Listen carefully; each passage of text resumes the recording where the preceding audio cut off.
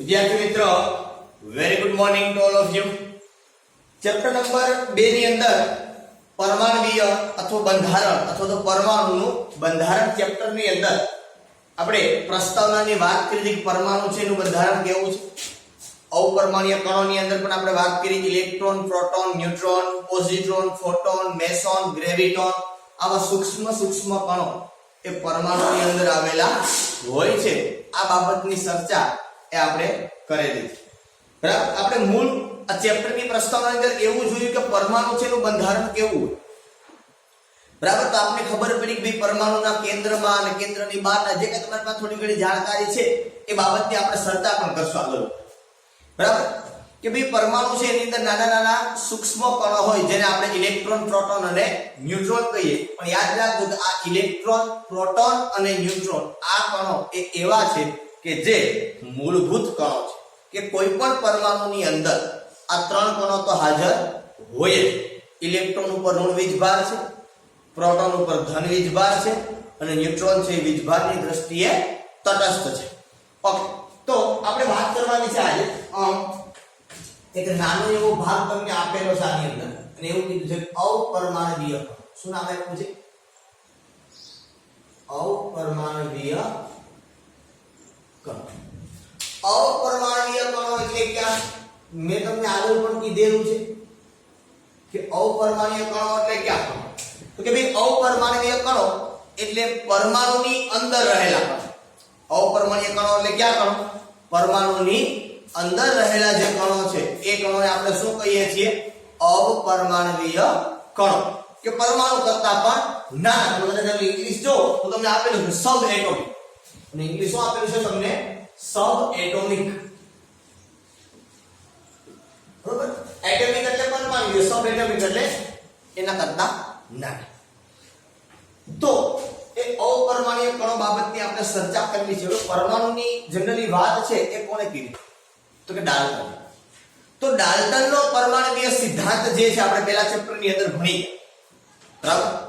કે ડાલ્ટનનો પરમાણ્વીય જે સિદ્ધાંત છે એ નિશ્ચિત પ્રમાણનો નિયમ, ગુણક પ્રમાણનો નિયમ કે દળ સંચયના નિયમને સફળતાથી કે સરળતાથી સમજાવી શકે કે ભાઈ આવી રીતે છે.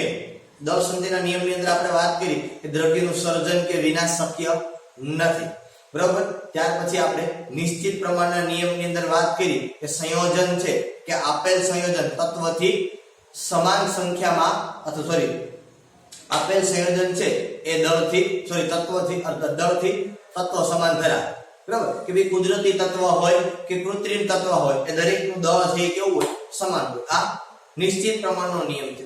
સેમ ગુણક પ્રમાણનો નિયમ કે ભાઈ બે કરતા બે તત્વો એકબીજા સાથે સંયોજાય અને એક કરતા વધુ સંયોજનો બનાવે ત્યારે એક તત્વનું દળ બીજા તત્વના નિશ્ચિત સંયોજતા દળ સાથે જોડાય અને એ સાદી નાની પૂર્ણાંક સંખ્યાનો ગુણોત્તરથી દર્શાવી શકાય. બરોબર. તો આ એ ત્રણેય નિયમો તો એ ડાલ્ટનના નિયમના આધારે સમજાઈ શકાય. ડાલ્ટનનો પરમાણ્વીય સિદ્ધાંત શું હતો? ફરી પાછું કહું છું, એના ત્રણ મુદ્દાઓ હતા ડાલ્ટન. બરાબર. પહેલો મુદ્દો શું હતો એનો? કે દ્રવ્ય છે અથવા તો અતિ સૂક્ષ્મ અવિભાજ્ય કણ, દ્રવ્યનો અતિ સૂક્ષ્મ અવિભાજ્ય કણ એટલે પરમાણુ. બીજી વાત એને કીધી હતી કે એક જ તત્વના પરમાણુઓ છે એના દળ પણ સમાન હોય અને ગુણધર્મ પણ સમાન હોય. બીજી વાત કે જુદા જુદા તત્વો છે અથવા તો પરમાણુ છે એ રાસાયણિક સંયોગીકરણથી જ્યારે જોડાય ત્યારે નવા તત્વો એ ઉત્પન્ન પણ થતા નથી અને એનો વિનાશ પણ થતો નથી. તો એ જે નિયમની વાત હતી એ જે આપણે પહેલા ચેપ્ટરમાં જે કઈ નિયમો પડી જાય એને સફળતાથી એ સમજાવી શકે. દળ સંચયનો નિયમ છે, નિશ્ચિત પ્રમાણનો નિયમ છે કે ગુણક પ્રમાણનો નિયમ, એને ડાલ્ટનનો પરમાણ્વીય સિદ્ધાંત છે એ સમજાવી શકે. પણ અમુક એવા પ્રાયોગિક પરિણામો હતા કે આ પ્રાયોગિક પરિણામોને ડાલ્ટનનો પરમાણ્વીય સિદ્ધાંત છે એ સમજાવી શકતો નથી. શું કીધું? તો એક પ્રાયોગિક પરિણામ એવું આપવામાં આવ્યું કે કાચ અથવા એબોનાઇટને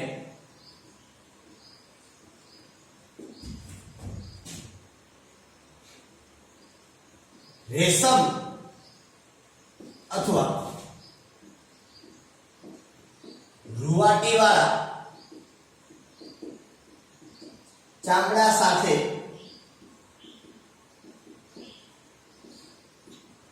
ઘસવામાં આવે ત્યારે વિદ્યુત ઉત્પન્ન થાય. વિદ્યુત ઉત્પન્ન થાય મતલબ વિદ્યુતીય કણ ઉત્પન્ન થાય એવું કહેવાય. બરોબર? એવું એને કે કાચ અથવા તો કેબોનેટ. કેબોનેટ એટલે આપણે પ્લાસ્ટિકનો સળિયો તમે એને કહી શકો. પ્લાસ્ટિકનો સળિયો જાડો. બરાબર? કે કાચ અથવા તો કેબોનેટ ને રેશમ અથવા તો રૂવાટીવાળા ચામડા સાથે ઘસવામાં આવે ત્યારે વિદ્યુતના દાખલા ઉત્પન્ન થાય. કદાચ તમને આ પ્રયોગ છે એ કંઈક બીજી રીતે હું સમજાવવાનો પ્રયત્ન કરું. કદાચ તમે જોયેલી હશે આ બાબતને કે સમજેલી હશે. દાખલા તરીકે તમે નાના હતા ને ત્યારે એક રમત રમતા નાની એવી એક વ્યક્તિ છે ને, તમારો મિત્ર હોય, તમે એને ખુરચી ઉપર બેસાડતા. બેન હોય કે ભાઈ હવે નાના આવે ત્યારની વાત કરો, એને ખુરચી ઉપર આપણે બેસાડતા પ્લાસ્ટિકની ચેર ઉપર. બરોબર? અને પાછળથી પછી આપણે રૂમાલ માર શું કરતા, પાછળથી આમ કરી અને રૂમાલ એને મારતા. બરોબર? રૂમાલ મારી પછી આપણે એને એમ કહેતા કે હવે તું તારા નખ છે ને એને પ્લાસ્ટિકની જે ચેર છે ને એને આવતું નખ અડાડ એટલે કંઈક આમ શોર્ટ જેવું લાગશે. આવું આપણે કરતા. બરોબર છે? તો આ એ જ વાત છે કે કાચ અથવા તો કેબોનેટને રેશમ સાથે ઘસો એટલે આ બાબત થાય.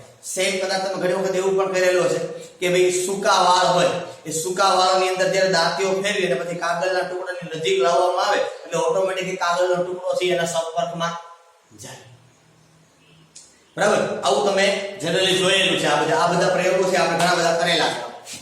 તો કહેવાનો મતલબ આખો એવો છે કે આ બધી એ જ ઘટના સમજાય. સમજી લેતા કે આ એવું એક પ્રાયોગિક પરિણામ છે કે જે ડાલ્ટનનો પરમાણ્વીય સિદ્ધાંત છે આ વસ્તુને સમજાવી શકતો નથી કે શા માટે ભાઈ વિદ્યુતીય કણ ઉત્પન્ન થયા. આવું શા માટે થાય કે આકર્ષણ થાય કે આવું થાય ને. બરોબર? કે આપણે જે સુકાયેલા વાળ હોય, બરાબર છે, સુકાયેલા વાળની અંદર આપણે કાચકો ફેરવી અને કાચકાને બધી ધીમે ધીમે કાગળના નાના ટુકડાની નજીકમાં લઈ જઈએ એટલે કાગળના ટુકડા છે એના સંપર્કની અંદર આવે. આવું થાય. તો આનું કારણ શું? આ થવા પાછળનું કારણ શું? તો આ કારણો છે એ ઘણા બધા પ્રશ્નો છે એ ડાલ્ટનને પૂછવામાં આવ્યા પણ એ સિદ્ધાંતની અંદર એ નિયમો છે એની અંદર આ પ્રશ્નો છે એનું કોઈ સોલ્યુશન જોવા મળ્યું નહીં. એટલે અહીંયા આગળ તમે એવું કહી શકો કે ડાલ્ટનના નિયમની અહીંયા મર્યાદા છે. બરોબર? અને આના આધારે એ પછી બીજા જે કણો છે એ કણો વિશેની વાત કરવામાં આવી કે બે પરમાણુ છે એના કરતા પણ હજી એની અંદર સૂક્ષ્મ કણો હોવા જોઈએ. બરોબર? તો મેં તમને વાત કરી કે આ હોય. હવે આપણે ધીમે ધીમે one by one step by step એની સાબિતી લેવાની. પછી ખબર પડી કે પરમાણુની અંદર પણ પરમાણુ કરતા નાના એટલે કે અપરમાણ્વીય કણો છે એ હાજર છે. કેવા? તો કે ઇલેક્ટ્રોન, પ્રોટોન અને ન્યુટ્રોન જેવા અપરમાણ્વીય કણો છે એ પરમાણુની અંદર હજી હાજર હોવા જોઈએ. તો જ આ પ્રકારની આકર્ષણ કે અપાકર્ષણની ઘટના જોવા મળે. કારણ કે પરમાણુ તો વિદ્યુતની દ્રષ્ટિએ તટસ્થ છે. તો આવી આકર્ષણની ઘટના બે પદાર્થ વચ્ચે થવી જોઈએ નહીં. પણ આવી ઘટના છે જોવા મળી તો એના પછી એ એવું નક્કી કરવામાં આવ્યું કે પરમાણુ છે એનું પણ હજી વધુ વિભાજન થઈ શકતું હોવું જોઈએ. જો યાદ રાખો તમને ખબર છે કે પરમાણુનું વિભાજન થાય, પરમાણુમાં ઇલેક્ટ્રોન, પ્રોટોન, ન્યુટ્રોન છે, આ તમને ખબર છે, નો ડાઉટ. પણ આપણે એ વસ્તુને સ્ટેપ બાય સ્ટેપ સાબિત કરવાની છે. હવે આ યાદ રાખો. એટલે આપણે શું સાબિત કર્યું કે પરમાણુની અંદર અપરમાણ્વીય કણો હોય, ઇલેક્ટ્રોન હોય, પ્રોટોન હોય, ન્યુટ્રોન હોય. ઇલેક્ટ્રોનની શોધ કેમ થઈ, પ્રોટોનની શોધ કેમ થઈ, ન્યુટ્રોનની શોધ કેમ થઈ, કોણે કરી, કેવી રીતે ખબર પડી, આ બધી વસ્તુ આપણે જોવાની. ઇલેક્ટ્રોન ક્યાં હોય, પ્રોટોન ક્યાં હોય પરમાણુમાં, ન્યુટ્રોન ક્યાં હોય, આ બધી વસ્તુ છે આપણે જોઈ. બરોબર? પણ તમને ખબર જ છે કોણ ક્યાં છે એ વસ્તુ નો ડાઉટ. પણ આપણે એ વસ્તુને સાબિત કરવાની છે. એટલે કે વાત આપણે ખબર જ છે, તમને ખબર છે, વાત સાચી છે, પણ આપણે એને સાબિત કરવાનું છે. બરાબર છે? ચાલો તો આના આધારે અપરમાણ્વીય કણો છે એવું છે આ પ્રેક્ટિકલના આધારે સાબિત થયું કે ભાઈ હજી પરમાણુની અંદર અપરમાણ્વીય કણો છે એ હાજર છે. અને આ અપરમાણ્વીય કણો છે એ ક્યાં ક્યાં? તો કે ઇલેક્ટ્રોન, પ્રોટોન અને ન્યુટ્રોન જેવા અપરમાણ્વીય કણો છે એ હાજર છે. અને આ અપરમાણ્વીય કણમાંથી આપણે પહેલા ઇલેક્ટ્રોન છે એની ચર્ચા કરવાની છે. તો પહેલી વાત કરવામાં આવી કે ઇલેક્ટ્રોનની શોધ.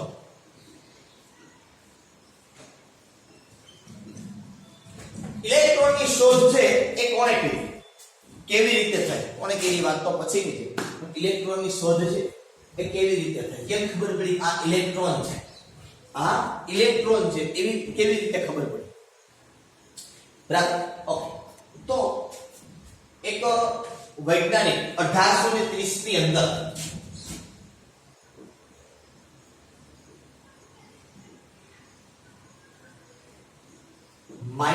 ફેરાડે નામનો વૈજ્ઞાનિક, તો આ વસ્તુ આપણે 12મા ધોરણની અંદર આવશે, પણ આનું સંશોધન આને કર્યું તો આપણે એની વાત કરશું. તમે જો કે બરોબર 1830 માં માઇકલ ફેરાડે નામના વૈજ્ઞાનિકે એવું દર્શાવ્યું કે વિદ્યુત વિભાજ્ય દ્રાવણમાં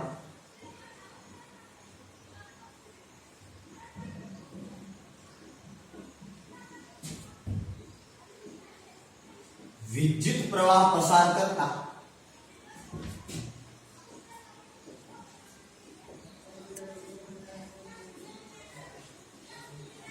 વિદ્યુત ધ્રુવો આગળ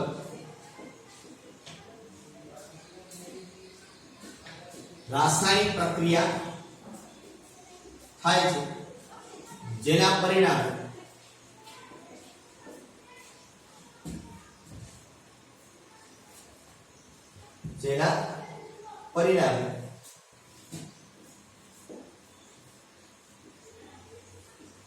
વિદ્યુત ધ્રુવો પર દ્રવ્ય જમા થાય છે. તમે એમ કહો સર આપણે બરોબર મજા ના આવી, મતલબ એ ખબર ના પડી શું કીધું આપ તમે. વિદ્યુત વિભાજ્ય દ્રાવણમાં વિદ્યુત પ્રવાહ પસાર કરવામાં આવે તો વિદ્યુત ધ્રુવો આગળ રાસાયણિક પ્રક્રિયા થાય અને એ રાસાયણિક પ્રક્રિયાના પરિણામે વિદ્યુત ધ્રુવો પર દ્રવ્ય જમા થાય.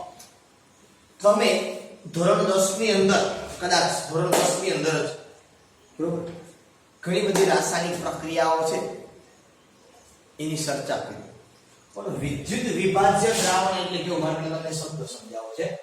વિદ્યુત વિભાજ્ય દ્રાવણ એટલે કેવું દ્રાવણ? વિદ્યુત વિભાજ્ય દ્રાવણ પણ દાખલા તરીકે મારી પાસે અહીંયા એક પાત્ર છે,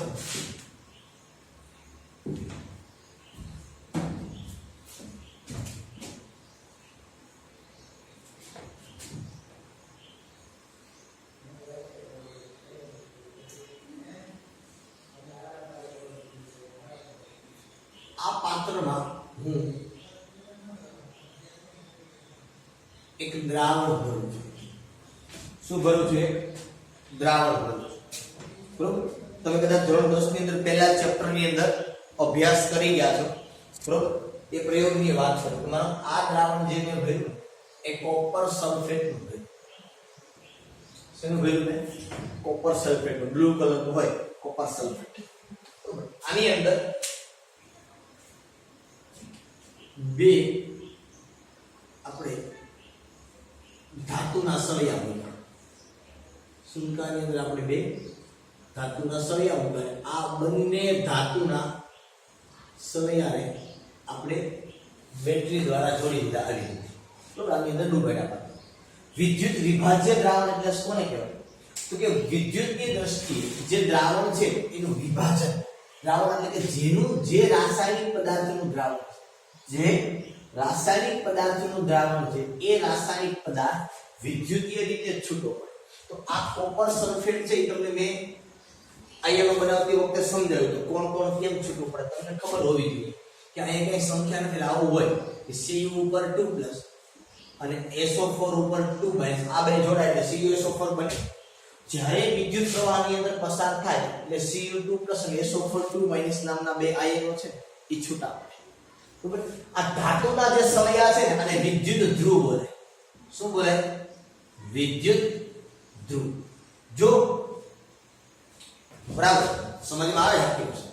ધાતુના જે સળિયા છે આ બે એને શું કહેવામાં આવે? વિદ્યુત ધ્રુવ. એટલે તમે એનોડ અને કેથોડ આ શબ્દ કદાચ સાંભળેલા હશે. બરોબર, ધન ધ્રુવ અને ઋણ ધ્રુવ.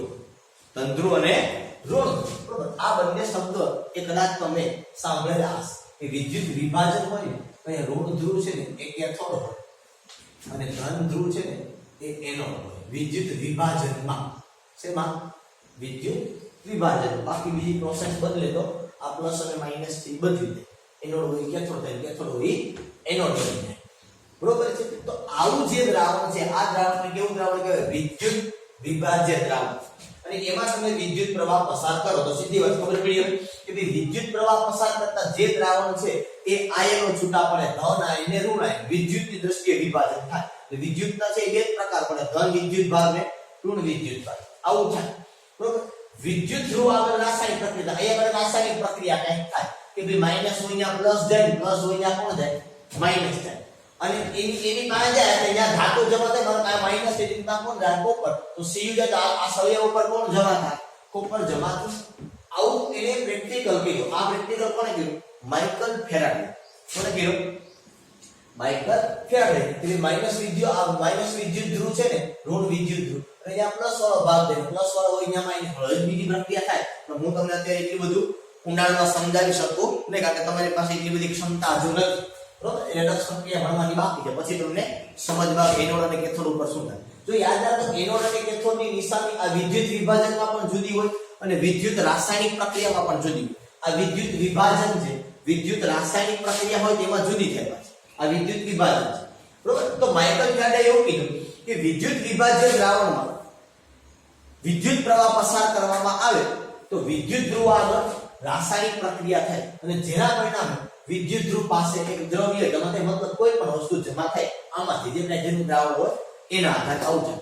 આવું એને પ્રેક્ટિકલી એટલે ખબર પડી. આવું પણ આવા પ્રેક્ટિકલ તમે ધોરણ 10 ની અંદર ઘણા બધા અભ્યાસ કરી ગયા તો મારા ખ્યાલ આ મને ખબર છે. બરોબર? એ ઉપરાંત એક એને બીજો પ્રેક્ટિકલ કીધો વાયુના વિદ્યુત વિભારનો પ્રયોગ. શેનો કીધો એને? વાયુના વિદ્યુત વિભારના પ્રયોગના કારણે પરમાણુના બંધારણની અંદર કે પરમાણુના બંધારણની નજીક જઈ શકે. એક આવી વાત આપણે કરેલી છે એ લોકોએ કે વાયુઓના અથવા તો વાયુના વિદ્યુત વિભારના પ્રયોગ પર વાયુના વિદ્યુત વિભારના પ્રયોગના આધારે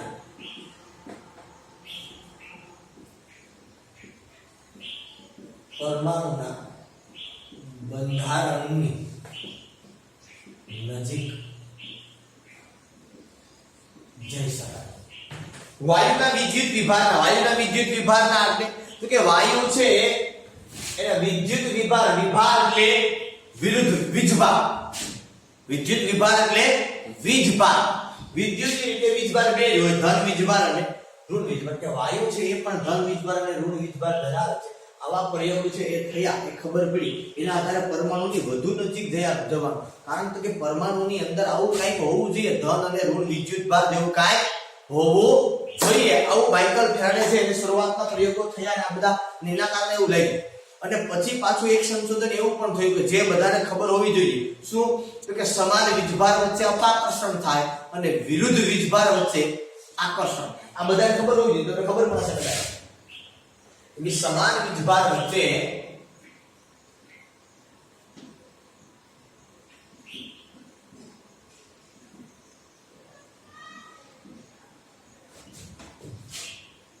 અપાકર્ષણ થાય અને વિરુદ્ધ વીજભાર વચ્ચે આકર્ષણ. બરોબર? કે પ્લસ પ્લસ હોય એકબીજાની નજીક આવે તો અપાકર્ષણ થાય, માઈનસ માઈનસ એકબીજાની નજીક આવે તો અપાકર્ષણ થાય, અને પ્લસ માઈનસ એકબીજાની નજીક આવે તો માઈનસ પ્લસ એકબીજાની નજીક આવે તો આકર્ષણ થાય. સીધી સિમ્પલ વાત છે. m ફેક્ટર ને g ફેક્ટર નજીકમાં આવે તો આકર્ષણ થાય. mm ફેક્ટર કે gg ફેક્ટર એકબીજાના નજીકની અંદર આવે તો અપાકર્ષણ થાય. અપવાદરૂપ અમુક કિસ્સાને બાદ. ઓકે, આ સાથે તમને કદાચ મારા અમુક શબ્દ છે સમજા સુના સમજાવે તો કઈ વાત નહીં, પછી ક્યારેક સમજી લીધું નિરાતે સાંજે ઊંઘ કર જ્યારે તાજુ સાહેબ કઈ કહેતા હતા કે m ફેક્ટર ને g ફેક્ટર વિચારે નિરાતે થઈ જશે. ઓકે, તો કહેવાનો મતલબ મારો છે સમાન વીજભાર વચ્ચે અપાકર્ષણ થાય અને વિરુદ્ધ વીજભાર વચ્ચે આકર્ષણ થાય. આ વિદ્યુતનો નિયમ છે. બરોબર? આ વિદ્યુતનો નિયમ મતલબ આ કોમન સેન્સ નો મુદ્દો છે કે આવું થાય વીજભારના આધારે આવું થાય. ત્યાર પછી આગળ સમય જતા સંશોધનો ધીમે ધીમે એ આગળ વધતા ગયા. બરોબર? 1850 કદાચ મારા ખ્યાલથી એની આસપાસની અંદર વૈજ્ઞાનિક છે, ખાસ કરીને જે આપણે ભાઈ હતા એ માઇકલ ફેરાડે. એ માઇકલ ફેરાડે એક નવો પ્રયોગ કર્યો. આ વિદ્યુત વિભારના કારણે એને વાયુના વિદ્યુત વિભારના એક નવું જોવા મળ્યું. એટલે 1850 માં પાછું માઇકલ ફેરાડે કામ કર્યું. યાદ રાખ, ત્યારે 1850 માં માઇકલ ફેરાડે શૂન્યાવકાશ કરેલી નળીની અંદર બે ધાતુના ટુકડા ગોઠવ્યા. શું કર્યું? એક શૂન્યાવકાશ કરીને નળી લીધી. તો યાદ રાખજો 1830 ની અંદર આ કામ ચાલુ કર્યું હતું. 1850 એટલે 20 વર્ષ થઈ ગયા, હજી એનું રિઝલ્ટ મળ્યું નથી. આપણે હોય તો અને ધાવા દે ભાઈ 20 મિનિટ ન ખમી આપણે, અને 20 વર્ષ સુધી કામ કર્યું. 1830 માં ખબર પડી કે આવું કંઈક થાય. એના આધારે એને ઘણા બધા પ્રયોગો કર્યા છે ને આટલા સુધીમાં. આ એ પ્રયોગો જ આપણે માત્ર એક બે લીટીની અંદર લાઈનની અંદર દર્શાવ્યા છે, જેમાં થોડું ઘણું રિઝલ્ટ છે. બાકી એવા અસંખ્ય પ્રયોગો છે કે જેમાં એને રિઝલ્ટ ન મળ્યું, એની એને કઈ વાત જ નથી. બરોબર. તો 1850 અંદર માઇકલ ફેરાડે શું કર્યું? તો કે એક શૂન્યાવકાશ કરેલી એક નળી લીધી. શું કર્યું? એક શૂન્યાવકાશ કરેલી એક નળી લીધી. અહીંથી શૂન્યાવકાશ પંપ તરફ આપણે લખીએ.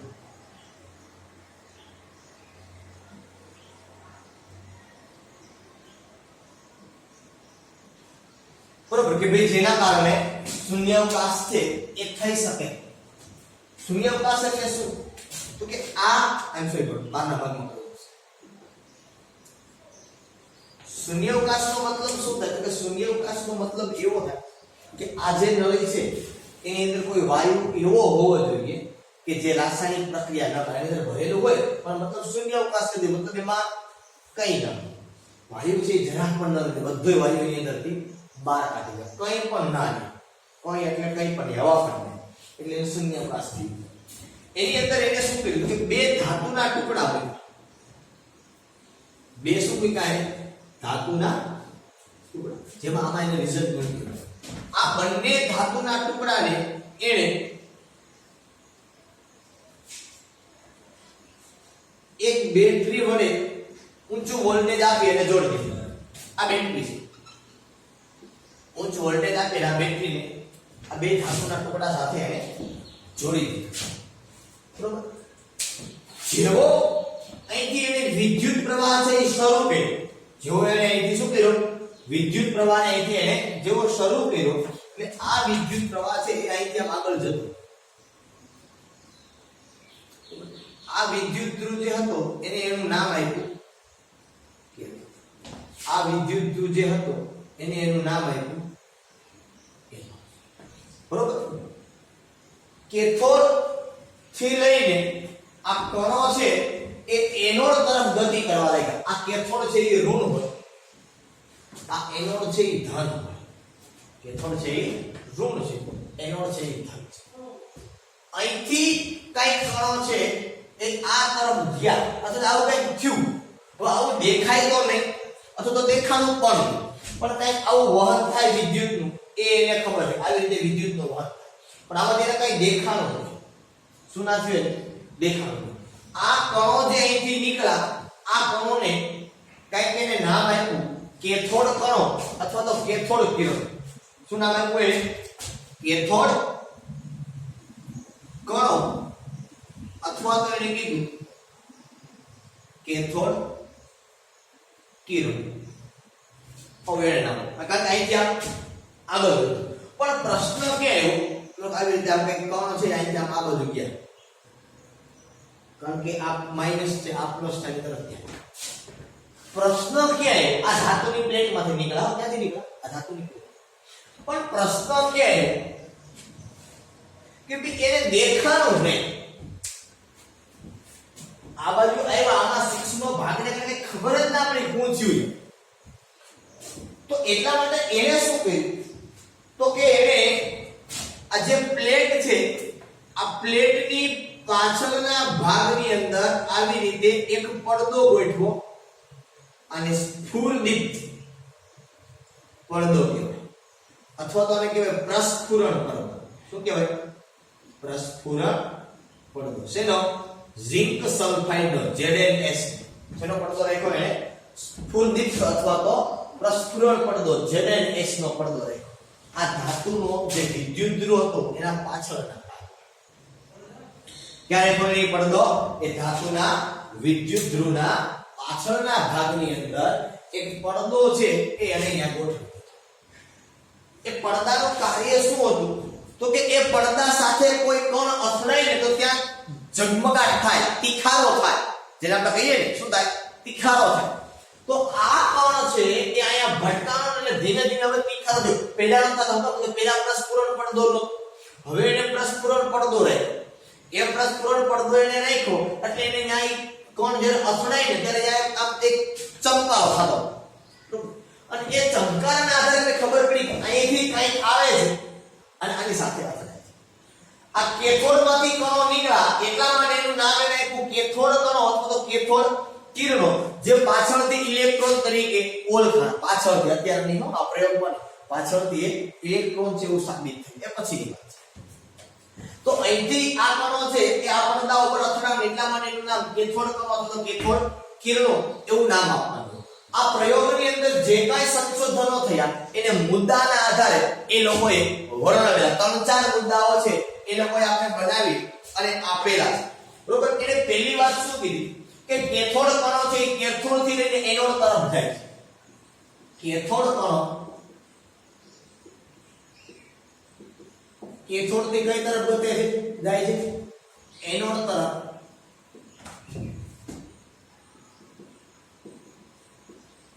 ગતિ કરે છે. આ પહેલું મુદ્દો. કેથોડ કણો છે ક્યાંથી ક્યાં ગતિ કરે છે? કેથોડ કણો એ કેથોડ થી લઈને એનોડ તરફ ગતિ કરે. બીજું, આ કણો છે એ દ્રશ્યમાન નથી. આ કણો દ્રશ્યમાન નથી, પણ જો આ બીજો મુદ્દો હું બોલું છું કે આ પણ એની પાછળ એનોડની પાછળ જો સ્ફુરદીપ્ત પડદો રાખવામાં આવે તો એ સ્ફુરદીપ્ત પડદાની પાછળ એ ચમકારા થાય છે અથવા તો ઝગમગાટ થાય છે. બરોબર. અને એને આપણે કેથોડ કણો એવું કીધું. અને આ જે સ્ફુરદીપ્ત પડદો જે છે એને કેથોડ ટ્યુબ એવું બોલે. આ જે સ્ફુરદીપ્ત પડદો છે એને શું બોલે?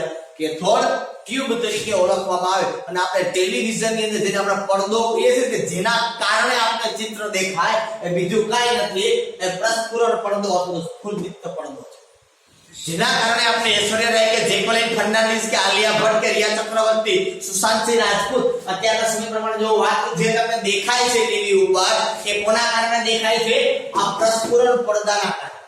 તો બધા ઘણી વખત કહેતા હોય બધા જો કોઈ ટીવી ખરાબ થયું હોય ને બાય ચાન્સ તો ઘણી વખત એમ કહે કે આને ટ્યુબ વહી ગઈ. ટ્યુબ વહી ગઈ તો કાઈ નથી. આ ટ્યુબ એ બીજી કઈ ધારે કેથોડ ટ્યુબ કહેવાય. કઈ ટ્યુબ કહેવાય આને?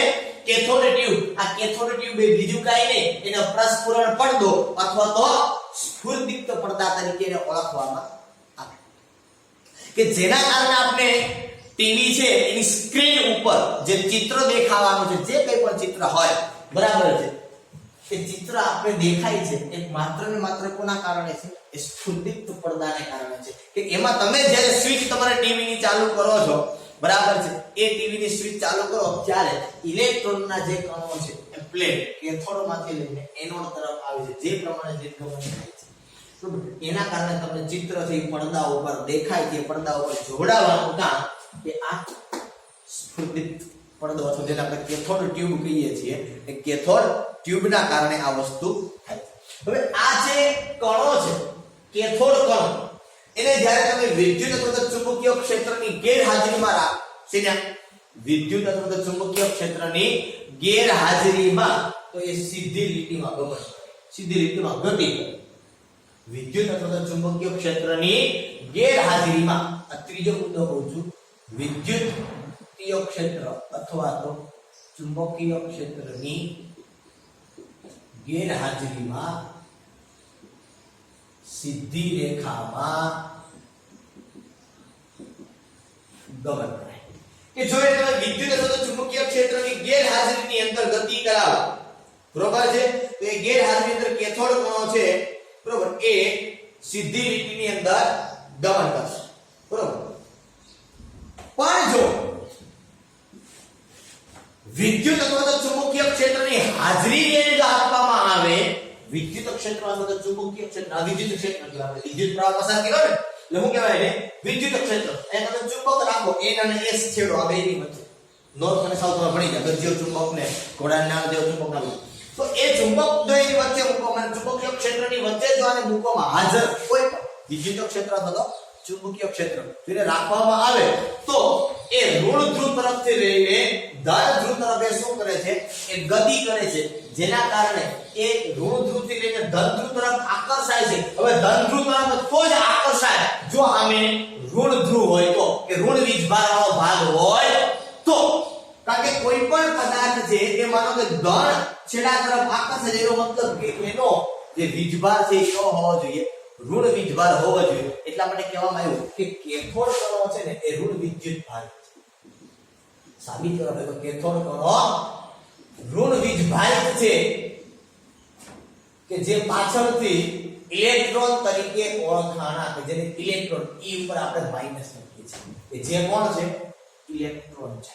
આ સીધી ને સિમ્પલ વાત છે કે અહીંયા m ફેક્ટર હોય અને m ફેક્ટર નજીક કાંઈ બહુ આકર્ષણ થતું હોય તો આપણે સીધી સિમ્પલ વાત g ફેક્ટર હોવું જોઈએ, બરાબર. તો અથવા તો g ફેક્ટર અહીંયા હોય તો સામેથી જે આકર્ષણ થતું હોય m ફેક્ટર હોવું જોઈએ, તો જ આકર્ષણ થાય. ઘણી વખત અમુકને દેખાય અમુકને ન દેખાય એવું બધું, કારણ કે આકર્ષણ છે એ દેખાતું નથી હોતું, એ કોઈ પણની વચ્ચે હોય.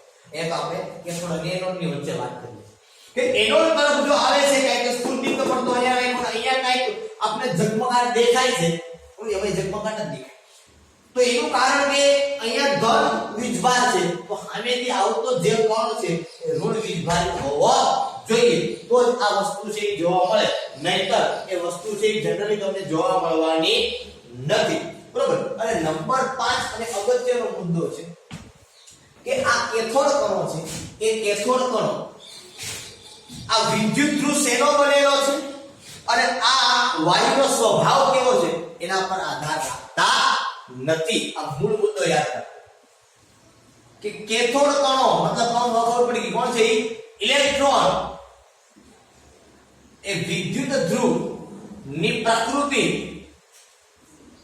કે વાયુના સ્વભાવ પર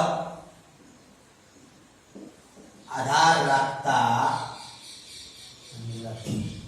કે આ જે કેથોડ કણો છે એ વિદ્યુત ધ્રુવ કયો છે, અહીંયા ધાતુનો સોળિયો, વિદ્યુત ધ્રુવ એટલે બીજું કઈ ધાતુનો સોળિયો, કઈ ધાતુનો સોળિયો છે, કેટલો જાડો છે, કેટલો પાતળો, જેટલો હોય એટલો, એની આરે એને કઈ લેવા દેવા નથી. તો મેં શૂન્યાવકાશ કર્યું પણ આમાં કઈ વાયુ તો ભેરો તો ને, કયો વાયુ ભેરો તો પેલા એની આરે કઈ લેવા દેવા નથી. કોને? મને નહીં. આ કેથોડ કણ મતલબ કે ઇલેક્ટ્રોન ને કયો ધાતુ છે, કયો ધાતુનો સળિયો છે કે કયો વાયુ છે એની આરે એને કઈ લેવા દેવા નથી. તો આ રીતે ઇલેક્ટ્રોન છે એની શોધ થઈ અને પછી ખબર પડી કે ઇલેક્ટ્રોન છે એના પર ઋણ વીજભાર.